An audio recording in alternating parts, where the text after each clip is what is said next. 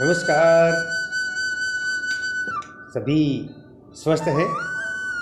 घर में रहिएगा, अभी बाहर निकलने का अवसर नहीं है। तो आज हम जो विषय लेंगे 10वीं क्लास का पाठ है नेताजी का चश्मा। बहुत ही बेहतरीन और मार्मिक पाठ, नेताजी का चश्मा। स्वयं प्रकाश जी ने लिखा है ये पाठ, जिनका जन्म 1947 इंदौर मध्य प्रदेश में हुआ था।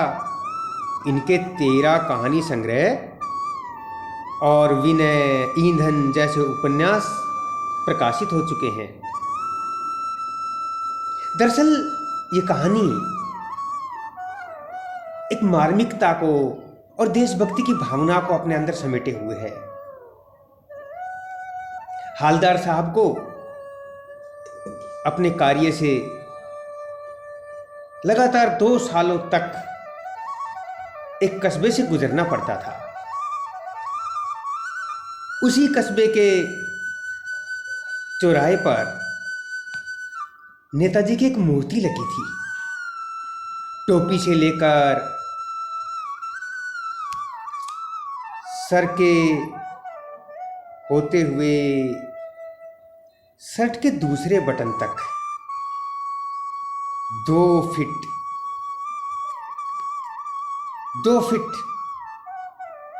ऊंची एक मूर्ति,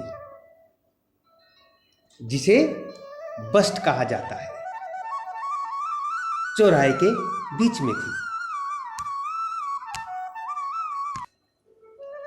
हर 10-15 दिन में हालदार साहब को यहां से गुजरना ही पड़ता था। एक छोटा सा कस्बा जिसमें एक नगर पालिका थी जो छोटे मोटे काम करवाती रहती थी, जैसे कभी पेशाब घर बनवा दिया, कभी कोई चबूतरा बनवा दिया, कभी कोई गली पक्की करवा दी। बस ऐसे ही कुछ काम चलते रहते थे। हाँ, इस कस्बे में एक लड़कों का स्कूल था, एक लड़कियों का स्कूल था, सीमेंट का कारखाना था और 2 ओपन एयर सिनेमा घर भी थे। बस यहीं से हालदार साहब का गुजरना होता था। हालदार साहब इसी कस्बे के चौराहे से गुजरते थे अपनी जीप में सवार होकर। लेकिन अचानक एक दिन उन्होंने अपने ड्राइवर से कहा, गाड़ी रोको, हमारी पान खाने की इच्छा हुई। वे गाड़ी से उतरकर पान वाले के पास गए और एक पान देने को कहा। बस यूं ही उनकी नजर चौराहे की तरफ चली गई और उन्होंने देखा चौराहे पर एक मूर्ति है। मूर्ति नेताजी सुभाष चंद्र बोस की। उन्होंने मूर्ति को गौर से देखा तो उन्होंने पाया कि पूरी मूर्ति तो पत्थर की है, लेकिन चश्मा रियल है। हालदार साहब ने जरा गंभीर होकर पान वाले से कहा, भाई ये कमाल की बात, ये कैसे हुआ? पान वाला मोटा मुंह में पान ठूसे हुए बैठा था। बड़ा मजाकिया था। उसने पान को पीछे थूकते हुए और मन ही मन हंसते हुए जैसे पेट थिरकने लगा था, हालदार साहब को बताया कि ये मूर्ति तो हाई स्कूल के ड्राइंग मास्टर मोतीलाल ने बनाई थी और वो चश्मा बनाना भूल गया। तो हवलदार साहब ने पूछा, फिर ये चश्मा रियल ये कौन लगाता है? वो है ना, नेताजी लगाते हैं, नेताजी का चश्मा। कौन लगाता है ये? कैप्टन। कौन कैप्टन?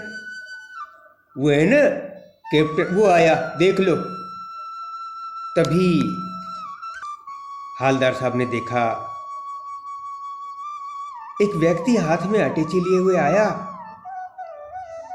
और अपने चश्मे को जैसे बदल रहा था। हवलदार साहब ने पान वाले से पूछा, ये ऐसा क्यों करते हैं? अरे क्या करेगा साहेब, जब भी कोई ग्राहक आता है तो उसको जो चश्मा चाहिए ये चश्मे वाला नेताजी की मूर्ति से उठा के उसे दे देता है और उसके स्थान पे दूसरा चश्मा लगा देता है। इस तरह से मूर्ति का चश्मा बदलता रहता है। हवलदार साहब बड़े खुश हुए और उनके मन में कैप्टन के प्रति एक विशेष भाव पैदा हुआ। उस समय तो वो वहां से अपनी जीप लेकर चले गए। बार बार वहीं से आना जाना होता रहा और वो लगातार नेताजी की मूर्ति पर बदलते हुए चश्मे को देखते रहे। कस्बे के चौराहे से गुजरते, आते जाते जब भी वो उस चौराहे से गुजरते उनकी नजर उस मूर्ति पर जरूर पड़ती जिसका चश्मा उन्हें हर बार बदला हुआ मिलता था। लेकिन एक बार जब हवलदार साहब पान वाले के पास गए और पान देने के लिए कहा, नजर फिर से मूर्ति की ओर गई और देखा उस पर कोई चश्मा नहीं था। उन्होंने पान वाले से पूछा, क्यों भाई, आज मूर्ति पर कोई चश्मा नहीं है? पान वाला उदास हो गया। अब कौन लगाएगा साहब चश्मा इस पर, कैप्टन मर गया। पान वाले को यह भी याद था कि उसी ने एक दिन कैप्टन का मजाक उड़ाया था, उसे लंगड़ा कहा था। जब हवलदार साहब ने पूछा था, कैप्टन क्यों कहते हो, क्या वो नेताजी के साथ थे? तब पान वाले ने कहा था, वो लंगड़ा क्या जाएगा फौज में, पागल है पागल।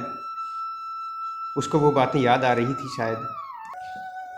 हवलदार साहब उदास होकर वहाँ से चल दिए और सोचा कि मैं कभी इस कस्बे की ओर नहीं आऊँगा, और आऊँगा तो भी इस मूर्ति की ओर कभी नहीं देखूँगा।